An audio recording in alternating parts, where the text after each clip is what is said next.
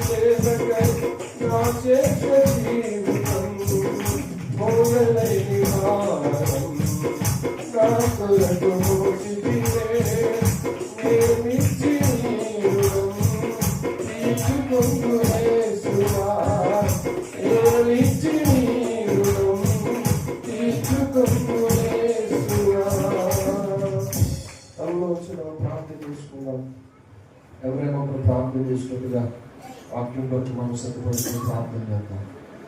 ఎవరైనా ఒకరు ప్రార్థన చేసి ప్రార్థన చేసి స్తోత్రం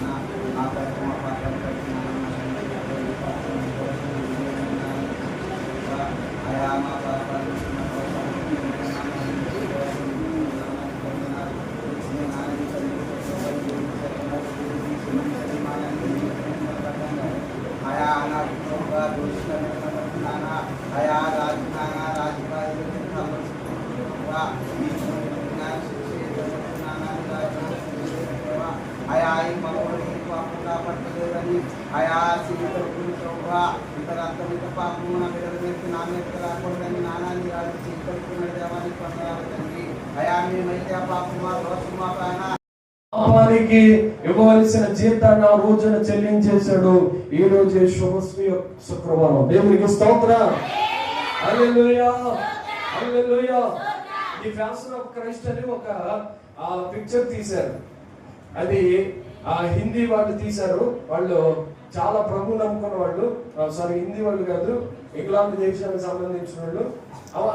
ఆయన వినండి, ఆయన ఏం చేశాడో తెలుసా, ఒక రోజున చచ్చిపోదామని, ఇంకా చచ్చిపోవడం బెస్ట్ అని కొన్ని సమస్యల చేత చనిపోవాలని ఒక ఎడారి ప్రాంతానికి వెళ్ళి ఒక డోర్ వేసుకుని నన్ను ఎవరు డిస్టర్బ్ చేయొద్దు అని ఒక బయట ఒక బోర్డు పెట్టి ఆయన లోపల నుండి ఏడవలసినంత సేపు ఏడ్చాడట. ఎంతసేపు ఏడాలో అంతసేపు ఏడ్చాడు. ఏడుస్తూ ఉన్నాడు.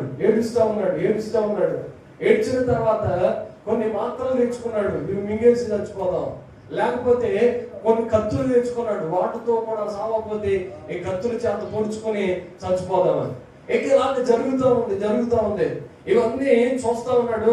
సమయం అవుతా ఉంది, ఇక చచ్చిపోదామని ఆ స్టేట్మెంట్ ఆఖరి ఆ పరిస్థితికి వచ్చాడు అనమాట. మాత్రలు వేసుకుందామా లేకపోతే కత్తితో పొడుచుకుని చచ్చిపోదామా, ఏం చేస్తే బాగుంటుందని ఆలోచన చేసుకుంటా ఉన్నాడు. ఆలోచన చేస్తూ ఉంటే ఆయనకి ఒక ఆలోచన వచ్చింది. ఒక పక్కన ఒక పేపర్ అటు ఇటు కదులుతూ ఉంది ఆయన రూమ్ లో. ఇదేంటి పేపర్ కదులుతుందని వినండి, ఆ పేపర్ను చూశాడు. పేపర్ను చూడగానే ఆ పేపర్ దగ్గరికి తీసుకొచ్చుకొని ఆయన ఇంగ్లీష్ లో ఉన్న పేపర్ మొత్తం చదివాడు. ఆ పేపర్లో ఏముందో తెలుసా? రోమిలకు రాసిన పత్రికలో ఈ యొక్క 2వ అధ్యాయం 3వ అధ్యాయం మొత్తం ఉంది. మొత్తం చదివాడు. మొత్తం చదివిన తర్వాత రోమా పత్రిక అంతా చదవాలనుకున్నాడు. చదివాడు. అంత మాత్రమే కాదు, యెషయా గ్రంథాన్ని చదవాలనుకున్నాడు. యెషయా గ్రంథం మొత్తం చదివేశాడు. చదివిన తర్వాత ఆయన చచ్చిపోదామని ఆలోచన వచ్చిన ఆయనకి ఇంకా చావకూడదని నిర్ణయం తీసుకుని యేసు ప్రభువు నా కోసం దెబ్బలుతున్నాడా, నేను ఒక మూవీ తీయాలి ప్రపంచానికి, అది చాలా అద్భుతంగా ఉండాలని ఆలోచన చేసి ఆయన ఫిలిం కి డైరెక్టర్ ఆయనే, ప్రొడ్యూసర్ ఆయనే, నిర్మాత కూడా ఆయనే. ఆ యొక్క నిర్మాత డబ్బులు పెట్టేవాడు, ఖర్చు పెట్టేది ఆయనే. ఈయనే కష్టాల్లో ఉన్నాడు. కానీ యేసు ప్రభువు ఆఖరి గడియలో 24 hours యేసు ప్రభువు ఎలా చనిపోయాడో, ఏం జరిగిందో మొత్తం విషయాలన్నీ కూడా ఒక పేపర్ మీద రాసుకున్న తర్వాత మూవీ అంతా ఎగ్జాక్ట్ గా రావాలని ప్లాన్ చేశాడు. అయితే ఒక ఫిలిం కి యాక్ట్ చేయడానికి ఒక హీరోని సెలెక్ట్ చేసుకున్నాడు. ఆ హీరోకి ఒక ఎగ్జాక్ట్ గా రావాలని, సీన్ కరెక్ట్ గా రావాలని ఒక మానవ శరీరం లాంటి ఒక శరీరాన్ని తగిలించడానికి ఒక రబ్బర్ లాంటి, ప్లాస్టిక్ లాంటి ఒక శరీరాన్ని తగిలించి మూవీని కొంతమంది కొట్టేవాళ్ళు కొరడాలతో కొట్టాలి. ఇప్పుడు కొట్టడానికి వాళ్ళు కొరడాలు తీసుకుని కొడతా ఉన్నారు. మొట్టమొదటి దెబ్బ వేశారంతే, లోపల కల్లా దిగిపోయింది. మొట్టమొదటి దగ్గరనే అతను శ్రోత పడిపోయిన తర్వాత హాస్పిటల్ తీసుకెళ్ళాడు డైరెక్టరే. హాస్పిటల్ తీసుకెళ్ళిన తర్వాత ఆయన అడుగుతూ ఉన్నాడు, ఏమైంది సార్, మీకు ఏమైంది అని అంటే, నాకేమైందో నాకు తెలియట్లేదు, ఏమైంది అసలు, ఎందుకు హాస్పిటల్లో ఉన్నాను అని అడుగుతున్నాడు. ఇదిగో యేసు ప్రభువుని కొట్టుతున్న సైన్ తీస్తున్నాం కదా, తీస్తున్నప్పుడు రబ్బర్కి తగ్గవలసిన దెబ్బ ఈ శరీరానికి తగిలేసింది. ఈ శరీరం గాయమైపోయింది. అవునా సార్, అందుకని నేను హాస్పిటల్లో ఉన్నానా, గాయాన్ని చూసుకున్నాడు.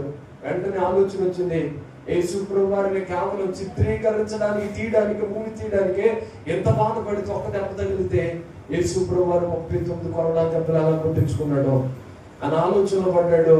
నామకార్థంగా తన జీవితం మారిపోయి ఇప్పుడు ప్రభు కొరకు హతసాక్షి అవడానికి ఆయన ఇష్టపడిపోయాడు. దేవునికి స్తోత్రం. హల్లెలూయా. ది ప్యాషన్ ఆఫ్ క్రైస్ట్ అని ఒక మూవీ తీశాడు. దానికి సిరీస్ గా ఈ సంవత్సరం కానీ వచ్చే సంవత్సరం కానీ మళ్ళా దాన్ని 2వ పార్ట్ ఇప్పుడు రాబోతుంది అనమాట. మళ్ళా 2వ పార్ట్ ఏ డైరెక్టర్ అయితే తీసాడు ఆ డైరెక్టరే, ఏ ఒక్క హీరో అయితే యాక్ట్ చేశాడు ఆ హీరోయే, మొత్తం టీము, ఆ ఎక్విప్మెంట్ అంతా కూడా అదే. వాళ్ళందరూ కలిసి ఇప్పుడు మరలా సిరీస్ 2 తీస్తున్నారు. మనం దేవుని చిత్రం అయితే చూడొచ్చు కూడా. ఎగ్జాక్ట్ గా రావాలని వారు ప్రయాసపడ్డారు. నేను అడుగుతున్నాను ఈ రోజున, ఎవరి యేసు ప్రభువు మన కొరకు ఎందుకు గాయపరచబడ్డాడో తెలుసా? మనం అందరం పరలోకంలో ఉండడానికి ప్రభు ఇష్టపడతా ఉన్నాడు. ఈ రోజున ఆయన ముఖము సొగసైనను స్వరూపమైనను లేనివాడుగా మారడానికి ఆయనకి స్వరూపం లేదని కాదు, ఆయనకి సొగసు లేనిదని కాదు, ఆయన వ్యక్తిగతంగా ఆయన పరిశుద్ధుడిగా పిలువబడలేదని కాదు, ఆయన నిలువెల్ల పరిశుద్ధత కలిగి బ్రతికిన వ్యక్తి. ఆయన ముఖమంతా వికారంగా మనుషులు చూడనల్లని వాడుగా మారిపోవడానికి కారణం ఒకటే, మనందరి కొరకు ఆయన నరక యాత్ర చెందినట్లుగా దేవుని వాక్యం సాక్ష్యం ఇస్తూ ఉంది. దేవునికి స్తోత్రం. హల్లెలూయా. అదే యెషయా గ్రంథం 3వ అధ్యాయం 3వ వచనం చదివితే, అతడు తృణీకరింపబడిన వాడాయను, మనుషుల వలన విసర్జింపబడిన వాడును, వ్యసనాక్రాంతుడుగాను, వ్యాధిని అనుభవించువాడుగాను, మనుషులు చూడనల్లని వాడుగాను. ఎలా ఉన్నాడంట? మనుషులు చూడనల్లని వాడుగాను ఉండేను. మనుషులందరూ ఆయన ముఖాన్ని చూస్తే, ఇదేంట్రా మీ యేసుబాబు సిలువలో ఎందుకు చచ్చిపోయాడు, ఆయన ఎలాగ చచ్చిపోయాడంటే, కొంతమంది నేటికి క్రైస్తవ సమాజాన్ని ప్రశ్నించే కొన్ని ప్రశ్నల్లో యేసు ప్రభువారు 3 మేకులే పేకలేకపోయాడని ప్రశ్నించేవాళ్ళు కొంతమంది ఉన్నారు. వాస్తవానికి ఆయన 3 మేకుల మీద కాదు వేలాడు కొట్టబడ్డది, 3 మేకుల మీద వేలాడు కొట్టబడ్డాడు. కానీ సిలువ మీద 4 మేకులు ఆయనకి దిగొట్టారు. 4వ మేకు ఎక్కడో తెలుసా? పైన ఒక బోర్డు పెట్టారు, INRI అనే ఒక బోర్డు పెట్టారు. దానికి యూదుల రాజు ఎత్తడే అని అర్థం. దేవునికి స్తోత్రం, హల్లెలూయా.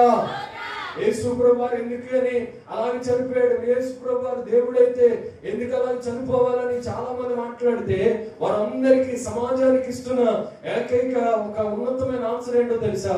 యేసు ప్రభువారే గాయపరచబడకపోతే ఆ దెబ్బలు, ఆ పాపానికి వచ్చే జీతం అంతా కూడా నువ్వు నేను అనుభవించాను. నీ కాళ్ళతో చేసిన పాపానికి ఆయన కాళ్ళలో మేకులు దిగొట్టాడు. నువ్వు చేతులతో చేసిన పాపానికి ఆయన చేతుల్లో మేకులు దిగొట్టాడు. నువ్వు శిరస్సుతో చేసిన పాపానికి ఆయన శిరస్సు మీద మొలకి రెట్టం పెట్టబడ్డది. ఆయన నిలువెల్లా గాయపరచబడ్డాడు. ఎవరి పుట్టిక నుండి నాలో పాపం ఏమీ లేదండి, నేను చాలా పరిశుద్ధిని అనేవాడు భూమి మీద ఒక్కడే ఉన్నాడు అంటారా? దేవుడి వాక్యం చదివిస్తా ఉంది, నీతిమంతుడు ఒక్కడు లేడు, అసలు లేదు, ఛాన్సే లేదు. అసలు భూమి మీద పుట్టికాడు నేను చాలా పరిశుద్ధుడండి. అసలు మాటలో కానీ, నా క్రియల్లో కానీ, తలంపులో కానీ, మోహంలో కానీ అసలు నేను ఎక్కడ పాపం చేయలేదండి, నేను చాలా పరిశుద్ధుడండి అని చెప్పేవాడు భూమి మీద ఒక్కడు కూడా ఉండడు. ఎందుకు కారణం ఏంటో తెలుసా? ప్రతి ఒక్క మనిషి జన్మ కర్మ పాపాలతో పాటుగా అతను వ్యక్తిగతంగా చేసుకునే పాపాలు కొన్ని, వాటన్నిటిని విడిపించడానికి యేసు ప్రభువారు శిలువ మీద 3 గంటల పాటు ఆయన వేలాడగొట్టబడ్డాడు. 6 గంటల పాటు వేలాడగొట్టబడ్డాడు. ఉదయం 9 గంటలకు సిలువ వేస్తే మధ్యాహ్నం 3 గంటల వరకు యేసు ప్రభువారు శిలువ మీద ఆయన ఆఖరి రక్తబొట్టు వరకు కూడా కాల్చాడు ఆయన. ఎవరి మనందరి పాపాలకు ఆయన విమోచన క్రయధనాన్ని చెల్లించాడు. దేవునికి స్తోత్రం, హల్లెలూయా, హల్లెలూయా, హల్లెలూయా.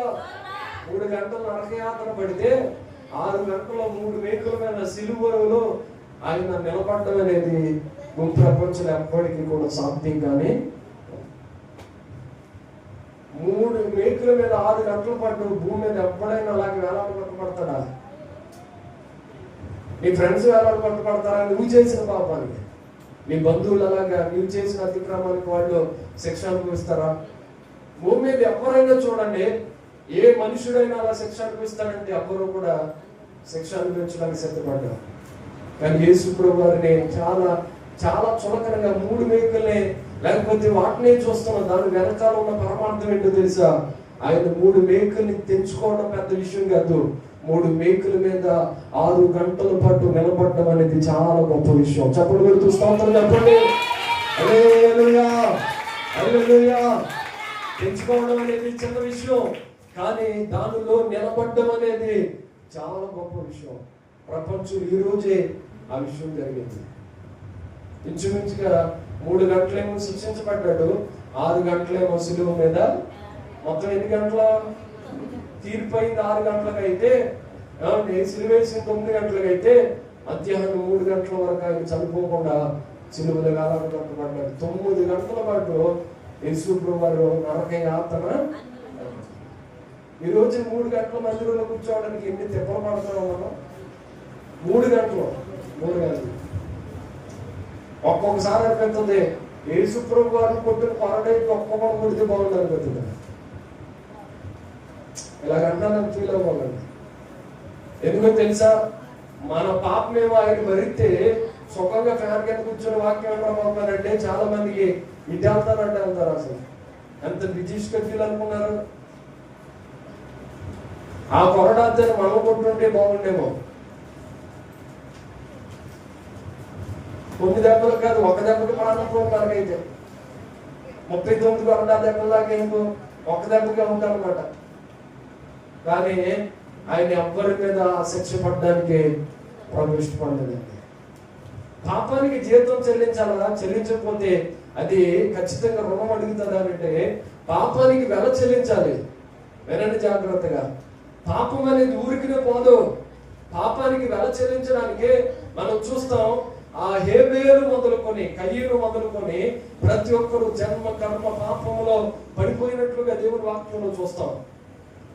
హేబేలుని కయ్యూను చంపేశాడు. అక్కడ తాగలేదు నరహత్య.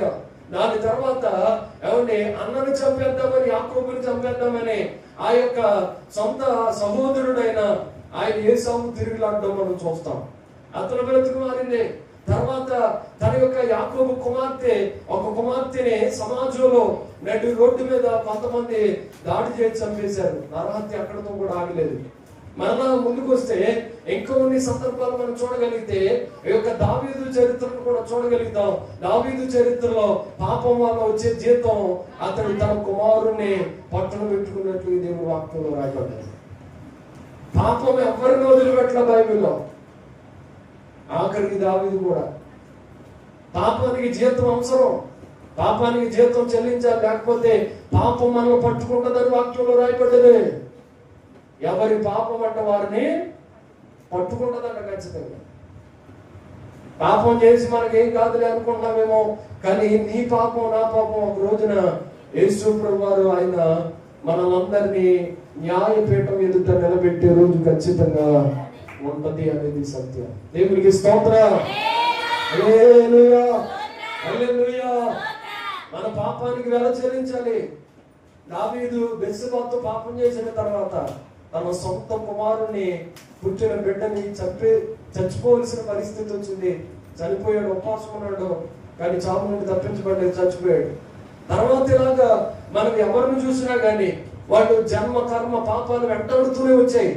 ఎవరు నీతిమంతులు లేడు, మరి ఒకడు లేడు. అందరూ భయంకరమైన పాపములు మునిగి తేలుతూ ఉంటే పాపానికి వెల కట్టడానికి యేసు ప్రభువు ఈ రోజున మనందరి కొరకు రక్తాన్ని కార్చాడు. ఆయన వెల చెల్లించాడు, రుణం చెల్లించాడు. ఇప్పుడు మీకు అర్థం అవడం కోసం చెప్తున్నాను. ఒక కొడుకున్నాడు. ఆ కొడుకు ఏం చేశాడంటే ఒక రోజున వాళ్ళ డాడీ కారు కీ తీసుకుని వెళ్ళిపోయి, వాడికి పెద్ద వయసు కూడా ఉండదు, 10-12 సంవత్సరాల ఉంటే, వీడికి ఎప్పుడు నుండో కారు తోలాలని ఆశ. లోపలికి వెళ్ళిపోయి డోర్ వేసేసుకున్నాడు, కారు కీ తిప్పేశాడు, స్టార్ట్ అయిపోయింది. గేరు ఇలాగా ఆన్ చేయడం చూశాడు, ఎప్పుడు నుండో ఆన్ చేశాడు, గేరు ఎగారు, కారు మూవ్ అయిపోయింది, వెళ్ళిపోతా ఉంది. ఇంకా యాక్సిడెంట్ దొరికేస్తున్నాడు. ఈ లోపు వాడి తండ్రి చూస్తా ఉన్నాడు, వాడు వెళ్ళిపోవడం చూశాడు. ఆగ్రా ఆగ్రా అని పిలుస్తా ఉన్నాడు. కొంచెం దూరం వెళ్ళిపోయాడు. కొంచెం దూరం వెళ్ళిన తర్వాత జరిగినది ఏమిటి తెలిసి ఒక మెలుపు వచ్చింది. ఆ మెలుపులో చాలా బడ్డీ కొట్లు లాంటి కొన్ని ఉన్నాయి. వాళ్ళు కొంతమంది మీద ఎక్కించేశాడు. కొంతమంది గాయాలు పాలైపోయారు, కొంతమంది దెబ్బలు తిన్నారు. దానిలో ఒకడు చచ్చిపోయాడు. మొత్తానికి కారు ఆగిపోయింది. పోలీసులు వచ్చి అతను అరెస్ట్ చేశారు. తీసుకెళ్లి కోర్టులో నిలబెట్టారు. నిలబెట్టిన తర్వాత ఈ రోజున నిలబడ్డాడు ఆయన. ఆ రోజు నిలబడిన తర్వాత తీర్పు తీర్చాలి జడ్జి గారు ఏం తీర్పు తీర్తాడా? ఆ యొక్క కోర్టుకి జడ్జి గారు కూడా ఆ యొక్క తండ్రి గారే. కొడుక్కి న్యాయం తీర్చాలి.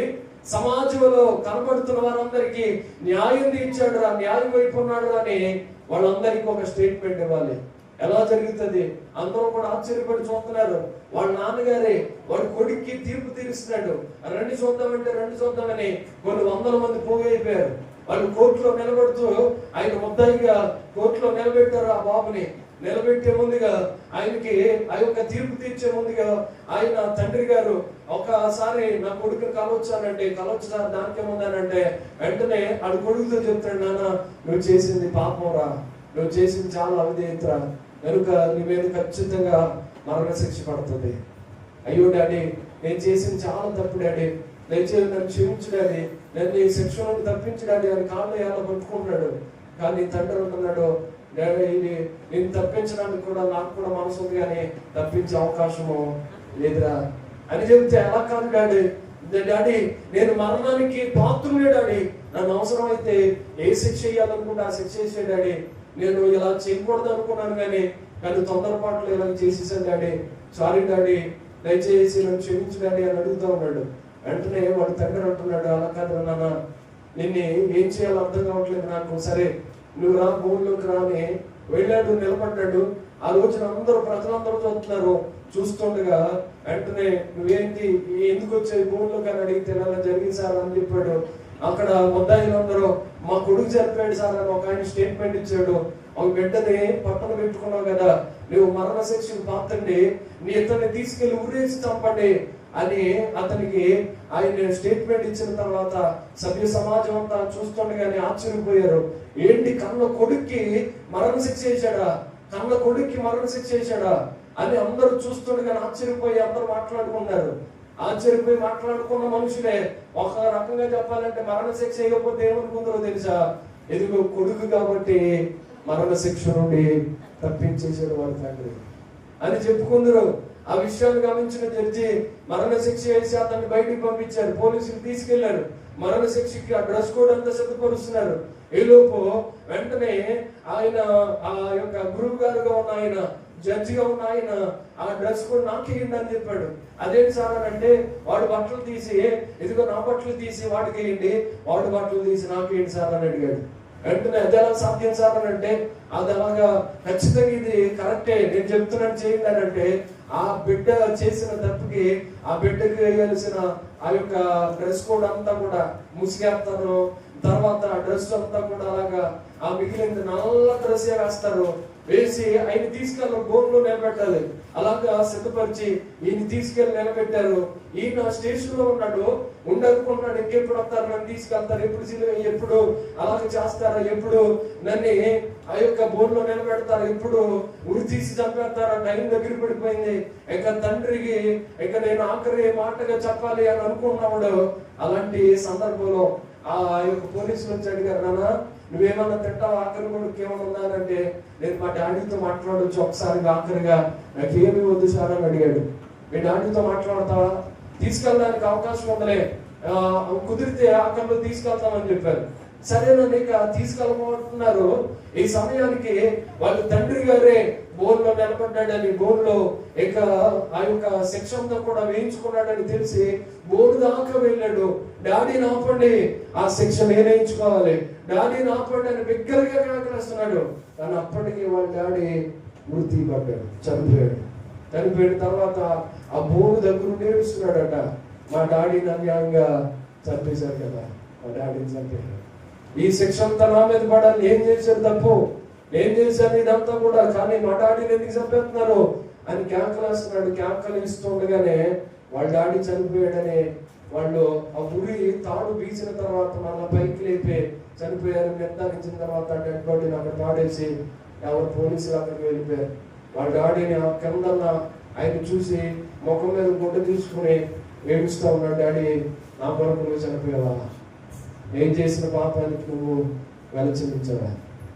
ఈ స్టోరీ అంతా ఎందుకు చెప్తున్నాను తెలుసా, ఎగ్జాక్ట్ గా మనం చేసిన అపరాధానికి యేసు ప్రభువు అలాగే సిలువెక్కాడు. దేవునికి స్తోత్రం, హల్లెలూయా, హల్లెలూయా. నువ్వు చేసిన, నేను చేసిన ప్రతి పాపానికి యేసు ప్రభువు సిలువలో వెల చెల్లించాడు, ఆయన రుణం తీర్చుకున్నాడు. నువ్వేం చేయాలి, మనం ఏం చేయాలి ఈరోజు, అది తెలుసుకుని మనం మన గృహాల దగ్గరికి వెళ్దాం. ఒక మాత్రం చూడండి, మనం ఏం చేయాలో, ప్రభుకి ఎలాంటి ఆశ కలిగి ఉన్నాడో. మార్కు సువార్త 15వ అధ్యాయం ఒక మాత్రం చదువుకుందాం. మార్కు సువార్త 15వ అధ్యాయం దేవుని వాక్యంలో చూద్దాం.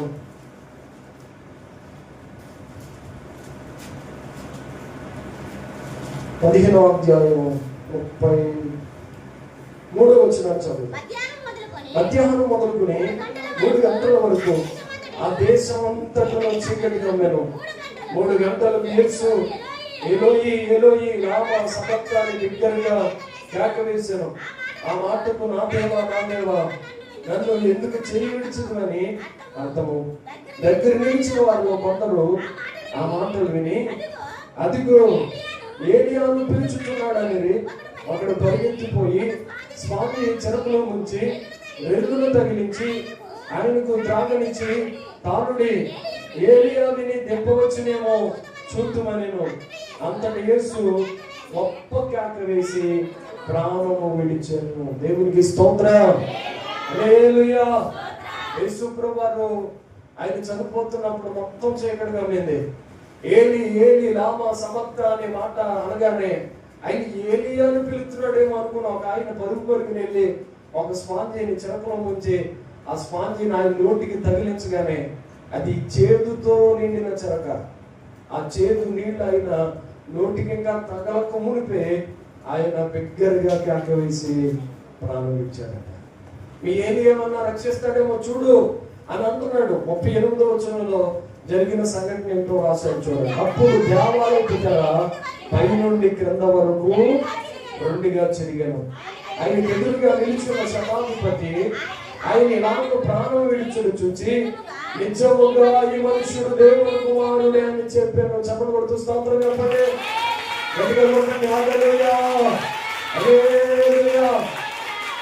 ప్రాణం విడిచడం చూశాడు, రక్తం కారణం చూశాడు. ఆయన చనిపోవడం చూసిన తర్వాత వెంటనే ఆయన దేవాలయపు తెర పై నుండి కింద వరకు. ఏంటి దేవాలయపు తెర? ఏ దేవాలయపు తెర? కాబట్టి ప్రత్యక్ష గుడారంలో 3 భాగాలు ఉంటాయి. 3 భాగాల్లో మొదటిది ఆవరణం అని, రెండవది పరిశుద్ధ స్థలం అని, మూడవది అతి పరిశుద్ధ స్థలం అనేది ఉంటది. ఆవరణంలోనికి ఎవరైనా రావచ్చు, ఎవరైనా పోవచ్చు. కానీ ఆ పరిశుద్ధ స్థలంలోనికి యాజకులు మాత్రమే రావాలి. కానీ ఇంకొక ప్లేస్ ఉంది, పరిశుద్ధ స్థలం, అతి పరిశుద్ధ స్థలం. అతి పరిశుద్ధ స్థలంలో పాత నిబంధన గ్రంథ ప్రకారం ప్రధాన యాజకుడు సంవత్సరానికి ఒకసారి మాత్రమే వెళ్ళాలి. ఇది నియమం అన్నమాట. అయితే ఆవరణంలోకి అందరూ వస్తున్నారు, వెళ్తున్నారు. పరిశుద్ధ స్థలంలోనికి యాజకులు వస్తున్నారు, ప్రధాన యాజకులు వస్తున్నారు, ఓకే. కానీ అతి పరిశుద్ధ స్థలంలోనికి ప్రధాన యాజకుడు మాత్రమే రావాలి. ఇక ఏం చేయాలి? ఆ యొక్క అతి పరిశుద్ధ స్థలంలో ఏముంది అని అంటే దేవుని కృపా సింహాసనం ఉంది, కరుణాపీఠం ఉంది, దేవుడు నిలబడే స్థలం అది, దేవుని యొక్క ముఖముఖాలు చూసుకునే స్థలం అది, దేవుడు దగ్గరగా నిలబడే స్థలం.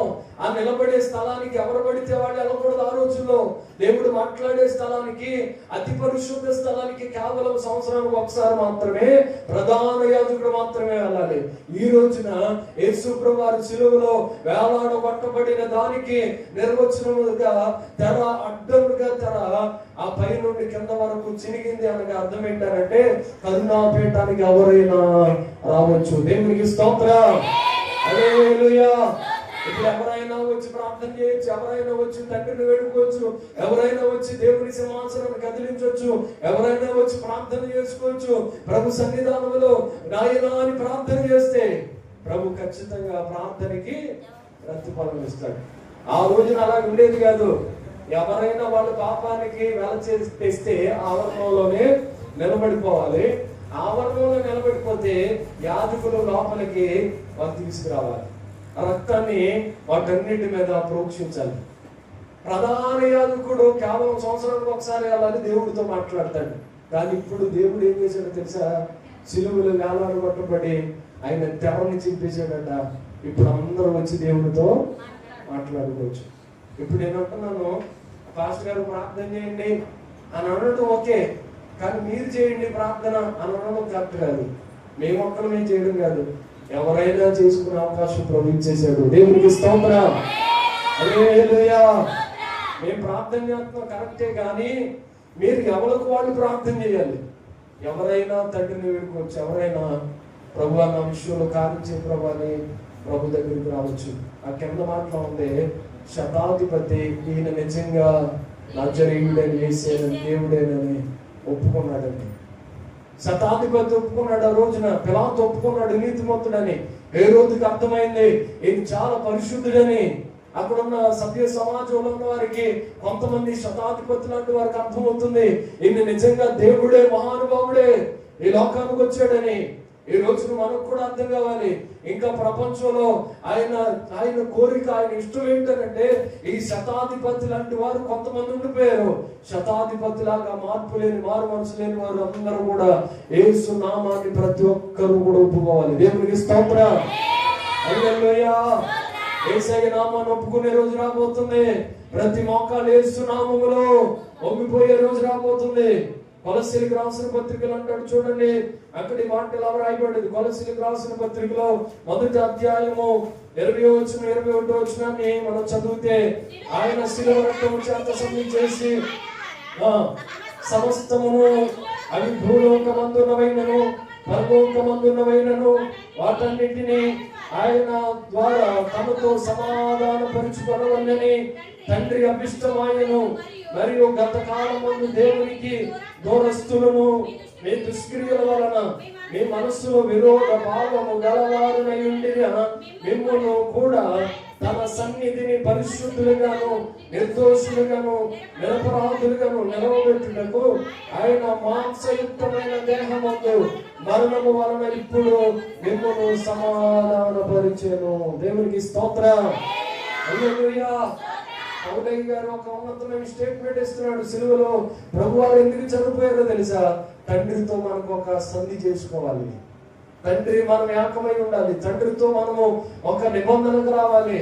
అది సిలువ మరణం ద్వారానే తండ్రితో మనం కలుసుకునే ఒక గొప్ప భాగ్యం మనకి దొరికింది. ఈరోజు ఎందుకు శుభ శుక్రవారం అని అంటే తండ్రితో మనం డైరెక్ట్ గా మాట్లాడుకునే గొప్ప అవకాశం మనకి వచ్చేసింది. దేవునికి స్తోత్రం. హల్లెలూయా. మన దేవుని సన్నిధిలో పరిశుద్ధులుగా ఉండాలని, నీతిమంతులుగా నిలబట్టాలని ప్రభు అనీతిమంతులుగా నిలబడ్డాడు. ఆ రోజున మనం పరిశుద్ధులుగా ఉండాలని ఆయన పాపిగా నిలబడ్డాడు. మనము ఇంకా దేవునికి నరపరాధులుగా ఉండాలని ఆయన భయంకరమైన చాలా పాపము చేసిన వ్యక్తి ఎలాగైతే కొరడాలతో కొట్టించబడతాడో అలాగా తను తగ్గించుకుని తన శరీరాన్ని అప్పగించుకున్నాడు. ఆయన విలువ మనకు అర్థమైతే కన్నడిగా కూడా ప్రభు ప్రేమ నుండి మనము దేవుని వాక్యంలోనే ఉంది. మీరు చూడగలరు పరిశుద్ధ లేఖనంలో ఆ మాటను మనం చదువుతాం. దేవునికి స్తోత్రం. హల్లెలూయా. కొరింథీయులకు రాసిన పత్రిక అనుకుంటా మొదటి పత్రిక 17వ అధ్యాయం 17వ వచనం. కొరింథీయులకు రాసిన మొదటి పత్రిక 1వ అధ్యాయం 17వ వచనం.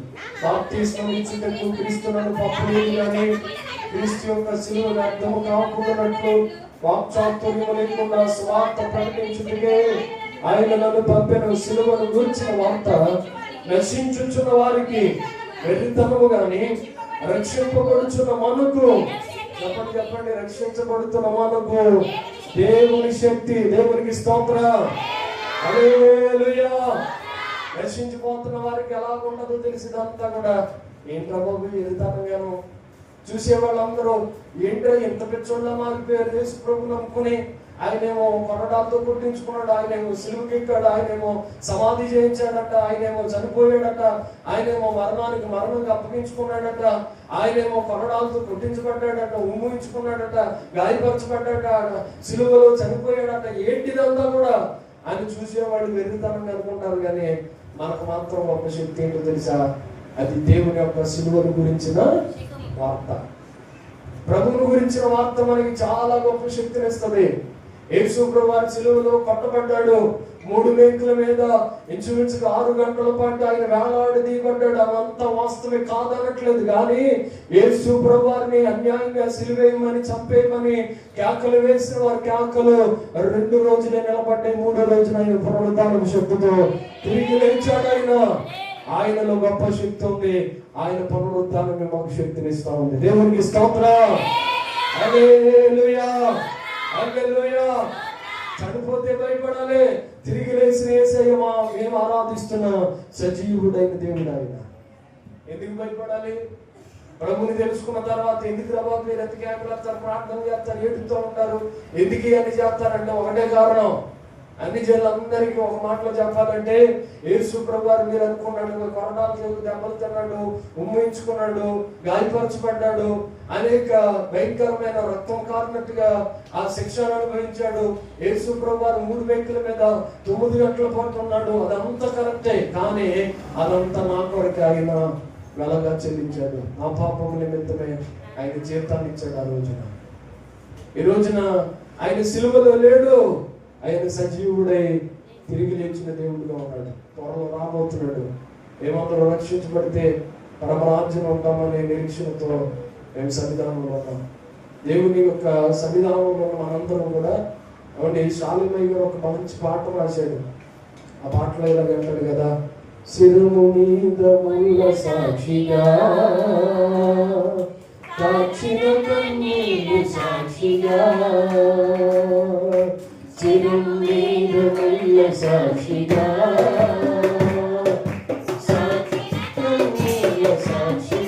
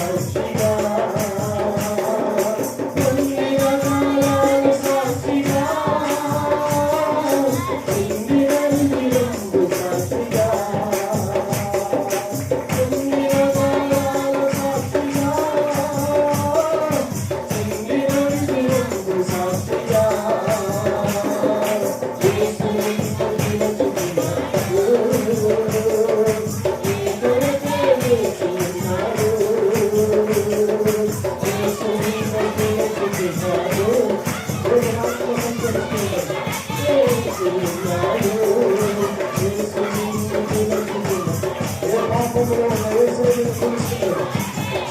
ఏ అపరాధములో ఉన్న యేసుని పిలుస్తున్నాడు. యేసుని పిలుస్తున్నాడు.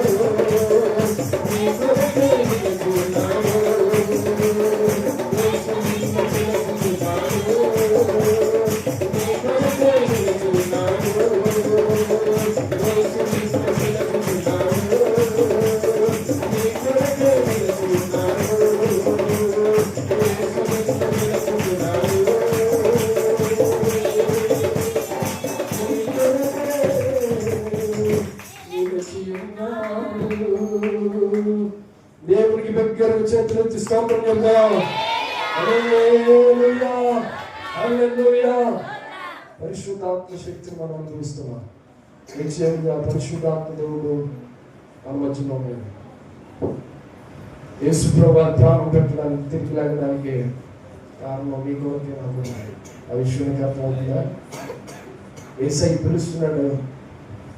ఆయన 3 మేకులతో మీ కొరకే ఇంకా ఎదురు చూస్తూ ఉన్నాడు. యేసయ్య కలువరిలో కాల్చిన రక్తం చేత ప్రాణం పెడుతూ నీ కొరకు నా కొరకు ఆయన ఇంకా ఎదురు చూస్తున్నాడు. యేసు ప్రేమ అందమైతే ఈ లోకంలో ఏ ప్రేమ కూడా శాశ్వతమైంది కాదని నీకు ఇష్టమైపోతుంది. ఈరోజు యేసయ్య ప్రేమ సమస్తాన్ని కలుగజేసింది, నడిపిస్తుంది, మనందరినీ స్థిరపరిచింది. ప్రభు చనిపోయిన తర్వాత ఆఖరి విషయం ఏంటో తెలుసా? యేసు ప్రభువారు మంచోడని ఆయన పొడిచిన వారు సహితం అర్థం చేసుకున్నారు. ప్రభు చాలా గొప్పడురా, అన్యాయంగా పొడిచాం, అన్యాయంగా కొట్టాం, అన్యాయంగా సిలివేశాం, అన్యాయంగా చంపేశాం, అన్యాయంగా ప్రభుని కొరడాల్లో కొట్టాం, పిడిగుద్దులు గుద్దాం, మనం గేడు చేసాం, ఉమ్మూసి అపహాసించాం, నువ్వు ప్రవచించు ప్రవక్త అయితేనని ఆయన గేడు చేసాం. యేసు ప్రభు చాలా నీతిమంతుడురా, ఎదిగరా మనం చేసామని ఆయన చనిపోయిన తర్వాత సమాధులు తెరవబడ్డాయని వాక్యంలో రాయబడ్డది. పెద్ద భూకంపమే కలిగిందంటే యేసు ప్రభు చనిపోయిన తర్వాత 3 గంటల తర్వాత పెద్ద భూకంపం కలిగింది, సమాధులు తెరవబడ్డాయి. ఆయన చనిపోవడం, భూమి మీద మనందరి కొరకు ప్రాణం పెట్టాడు, సిలువలో రక్తాన్ని కార్చాడు, వెల చెల్లించాడు. చనిపోయి సమాధిలోకి వెళ్ళడానికి కారణం ఏంటంటే మనకంటే పరిశుద్ధుల ముందుగా ఎంతో మంది చనిపోయారు. అబ్రహాం మొదలుకొని ఏమంటే కడపటి వాడైన మలాకి గ్రంథకర్త వరకు చాలా మంది నీతిమంతులు చనిపోయారు. వాళ్ళందరూ పాతాళంలో ఉన్నారు. వాళ్ళందరిని పైకి తేయడానికి ఆయన పరలోకానికి చేర్చడానికి పాతాళంలోకి వెళ్ళి వచ్చాడు. దేవునికి స్తోత్రం. హల్లెలూయా. ఆయన సమాధిలోకి వెళ్ళి ఖాళీగా లేడు. 2 రోజులు పాతాళంలోకి దిగి పరిశుద్ధులుగా ఉన్న నీతిమంతులు పాత నిబంధనలో మనం చూస్తున్నాం. అబ్రహాము, యాకోబు, ఇస్సాకు, ఇలాగా దావీదు, దానియేలు, ఇలాగా మలాకి గ్రంథకర్త వరకు ఎంతో మంది నీతిమంతులు ఉన్నారు, చనిపోయారు. వాళ్ళు పాతాళంలో ఉన్నారు. వారందరిని విడిపించి మరలా సజీవుడిగా ఆయన చెరగా పైకి పట్టుకొచ్చేసాడట. వారందరి నీతిమంతులు పరదేశంలో పెట్టి ఇప్పుడు మరలా సజీవుడై ఆదివారము తెల్లవారక 3 వీకు మునిపే ఆయన సజీవుడై తిరిగి లేచి ప్రపంచానికి శుభవార్త చెప్పాడు. మరణం నన్నేం చేయలేదు, మరణ పొంగులను విరిచాను, మిమ్మల్ని కూడా మరణించిన మరణం ఏమి చేయదు, మీరు సజీవులై లేకపోతున్నారు. యేసుప్రభువు వారు నేనే మార్గము, నేనే సత్యము, నేనే జీవము, నా ద్వారా తప్పితే ఎవడును తండ్రి వద్దకు రాడు అనే విషయాన్ని చెబుతూ ప్రభు పరలోకానికి వెళ్ళిపోయాడు. నువ్వు యేసుప్రభువు వారి కొరకు యాదలసిన పర్లేదు కానీ నీ పాపము నిమిత్తం వేచి ప్రభువాన్ని క్షమించయ్యా, నా అతిక్రమాలు క్షమించని అడిగి ప్రభు సన్నిధానంలో ఆయన కార్చిన రక్తానికి విలువనిచ్చి రక్షణ పొందడానికి ఎవరైనా సిద్ధపడితే దయచేసి మీకు రక్షణ ఇవ్వడానికి సంసిద్ధులుగా ఉన్నాం. ఆదివారం ఉదయకాలమే బాప్తీస్ కార్యక్రమం ఉంటుంది. దయచేసి ఎవరైనా నాకు బాప్తీసం కావాలి, ప్రేమ ఏంటో నాకు అర్థమైంది, నాకు ఈ లోకంతో ఈ లోక సంబంధాలతో నాకు కావాలి, నాకు వారు కానీ వారు స్థిరమైనది కాదు, ఆ ప్రేమ స్థిరమైనది కాదని నాకు అర్థమైంది అని విశ్వసించగలిగితే రక్షణ బాప్తీసాన్ని సిద్ధపడండి. యేసు ప్రభు వారికి మనం ఇచ్చే గిఫ్ట్ ఏదైనా ఉందంటే రక్షణ అనే నిరీక్షణ ద్వారా పరలోక రాజ్యాన్ని చేర్చబడ్డమే. ఎవరికి రక్షణ పొందడానికి సిద్ధపడతావా? అలా సిద్ధపరచబడితే మీరు ఆదివారం ఉదయకాలమే అందరికడే సిద్ధపడితే అలాగా రక్షణ తీసుకోవడానికి సిద్ధపడండి. దేవుడి ఇంటి మాటలన్నీ కూడా మన వెనుకల్లో దీవించి ఆశీర్వదించుగాక. తలలు వంచుదాం, చిన్న మాట ప్రార్థన చేసుకుందాం. అందరూ తలలు వంచి ప్రార్థన.